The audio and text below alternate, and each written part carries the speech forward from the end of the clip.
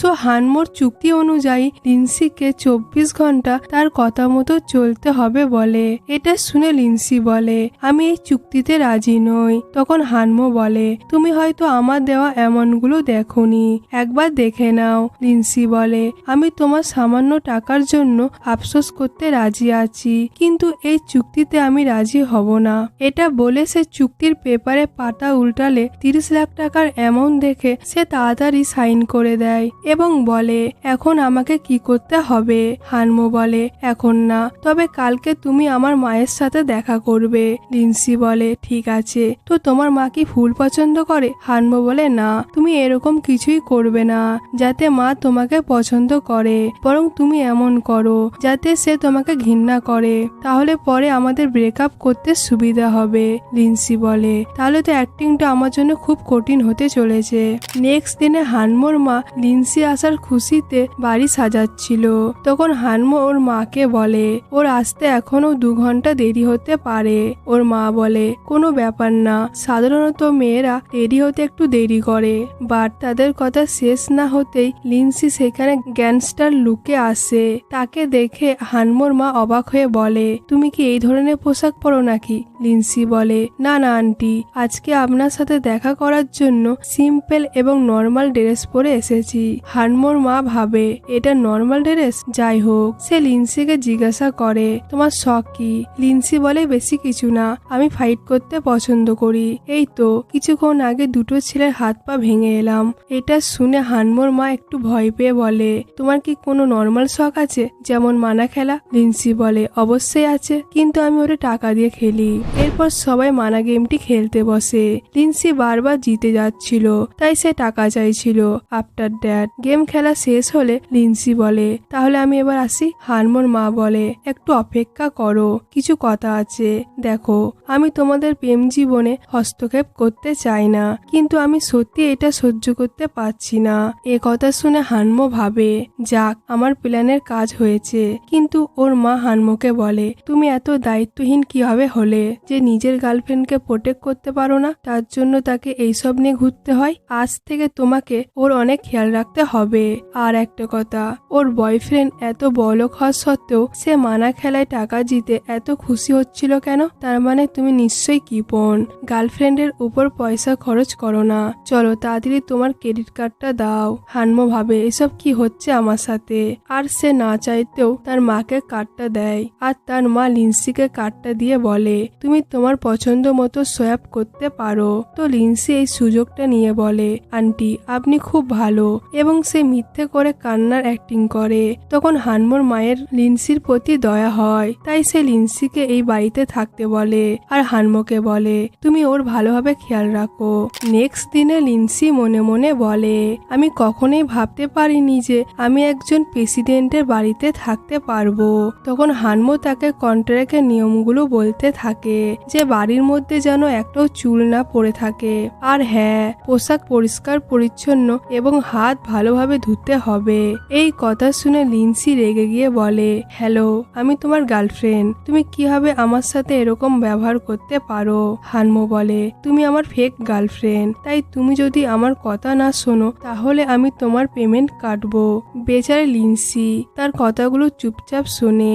তারপরও হানমো থামে না, সে লিন্সির কোনো না কোনো ভুল বের করে পেমেন্ট কাটতে থাকে। এতে লিন্সি তো নাজেহাল অবস্থা। সে স্বপ্নের মধ্যেও হানমোকে তার পেমেন্ট কাটতে দেখে সে জোরে চিৎকার করে ওঠে এবং বলে, এ তো আমার লাইফটা হেল করে দিয়েছে। তখনই তার কাছে হানমোর ফোন আসে। সে বলে, তোমার জোরে চিৎকার করার জন্য আমি তোমার পেমেন্ট কেটে নেব।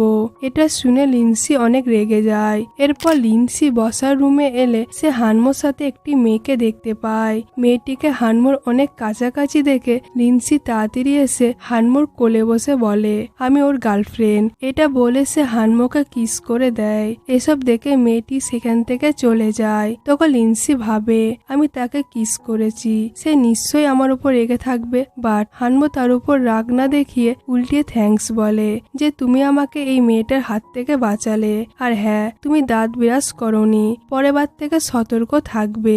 এটা বলে সে চলে যায়, আর লিন্সি তো আবারও রেগে যায়। নেক্সট সিনে হানমোর কোম্পানি একটি পার্টি রাখে, যেখানে লিন্সি পার্টিতে কোসপ্লে কসপ্লে থিমের মতন সেজে আসে, কিন্তু তাকে দেখে কোম্পানি কর্মচারীরা ইনসাল্ট করে বলে এটা একটা ড্রিঙ্ক পার্টি আর তুমি কেমন ধরনের পোশাক পরে এসেছো।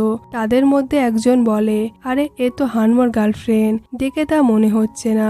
এটা শুনে লিন্সি সেখান থেকে চলে যাচ্ছিল, বাট তখনই সেখানে হানমো চলে আসে আর বলে আমার গার্লফ্রেন্ড যখন বলেছে এটা কসপ্লে থিম পার্টি, তো এটা কসপ্লে থিম পার্টি, তাই তোমরা ওর মতন রেডি হয়ে এসো। হানমো এই কথা শুনে লিন্সি মনে মনে ভাবে আতার সেদিন পার্টিতে আমাকে ঠিক এভাবেই প্রোটেক্ট করেছিল, আর লিন্সি আতারের সাথে কাটানোর মুহূর্তগুলো মনে পড়ে যায়। তখন লিন্সি হানমোর গালে টাচ করে আথার বলে ডাকতেই হানমো বলে আথার এটা আবার কে। এরপর তারা দুজন মিলে রেস্টুরেন্টে খাবার খেতে আসে। হানমো কিছু না খাওয়াতে লিন্সি বলে ও তুমি স্পাইসি খাবার খাও না, এটা বলে সে ওয়েটারকে ডেকে নন স্পাইসি খাবার দিতে বলে। তখন ওয়েটার বলে তোমার বয়ফ্রেন্ড তো রিচ খাবার খায় তাই না। হানমো ভাবে তার মানে ওয়েটারও জানে ওর এক্স বয়ফ্রেন্ড কে, তাই সে রেগে গিয়ে উঠে বলে ভবিষ্যতে এই ধরনের জায়গায় খেতে আমাকে আনবে না। এটা বলে সে চলে যায় আর লিন্সি ওয়েটারকে টাকা দিয়ে তার পিছু পিছু চলে আসে। নেক্সট সিনে লিন্সি বাড়িতে আথারে দেওয়া ব্রেসলেটটা খুঁজে। হানমো বলে তুমি কি খুঁজছো। লিন্সি বলে তুমি কি আমার ব্রেসলেটটা দেখেছো। হানমো বলে মেড হয়তো পরিষ্কার করতে গিয়ে রাস্তায় ডাস্টবিনে ফেলে দিয়েছে। এটা শুনে লিন্সি দৌড়ে বাইরে এসে ডাস্টবিনে ব্রেসলেটটা খুঁজতে থাকে। এটা দেখে হানমো বলে তুমি যখন ব্রেসলেটটা এতই পছন্দ করো তাহলে আমি তোমাকে বেস্ট ডিজাইনের ব্রেসলেট কিনে দেবো। লিন্সি কিছু না বলেই খুঁজতে থাকে। অনেক খোঁজার পর সে ব্রেসলেটটা পেয়ে যায়। তখন হানমো ভাবে এটা হয়তো ওর এক্স দিয়েছে, তাই তার কাছে এতটাই মূল্যবান। পরের সিনে লিন্সি হানমোকে থারের মতন রেডি করে বলে তোমাকে আজ অনেক কিউট লাগছে। তখন হানমো বলে তা তো লাগবেই, তোমার এক্সের স্টাইল বলে কথা, এর মানে তুমি কি চাও আমি তার মতন হয়ে যাই। লিন্সি এতে কিছুই বলে না। আর সে কি বা বলবে, ওকে যদি আথার বলা হয় তাহলে সে তো মানবে না। হানমো বলে দেখো আমি তোমার আথার হতে পারবো না, তাই আমার মনে হয় এই চুক্তি রেখে আর কিছুই হবে না, তাই এই চুক্তি বাতিল। এটা বলে সে চুক্তির কাগজটা ছিঁড়ে ছিটিয়ে দেয়। লিন্সি কিছু না বলেই সেখান থেকে চলে যায়। যাই হোক হানমো লিন্সির জন্য স্পাইসি খাবার খাওয়ার চেষ্টা করে। এটা দেখে অ্যাসিস্ট্যান্ট বলে তুমি কি লিন্সিকে ছাড়তে নারাজ। তাছাড়া ও যাওয়ার আগে এই ব্রেসলেটের বক্সটা রেখে গেছে। হানমো বক্সটা খুলে ব্রেসলেটটা দেখতেই তার স্মৃতিশক্তি হারানোর পর লিন্সির সাথে কাটানোর মুহূর্তগুলো মনে পড়ে যায় আর ভাবে তার মানে ওর এক্স বয়ফ্রেন্ড আর কেউ নয় আমি নিজেই। তাই সে লিন্সিকে খোঁজার জন্য বেরিয়ে পড়ে, কিন্তু সে অনেক খোঁজার পরও লিন্সির কোনো খোঁজ পায় না। এভাবে অনেক দিন কেটে যায়। হঠাৎ একদিন সে লিন্সিকে একটি ছেলের সাথে দেখতে পায়। হানমোকে তার অ্যাসিস্ট্যান্ট বলে বস তুমি যদি কিছু না করো তাহলে লিন্সি অন্য কারুর হয়ে যাবে।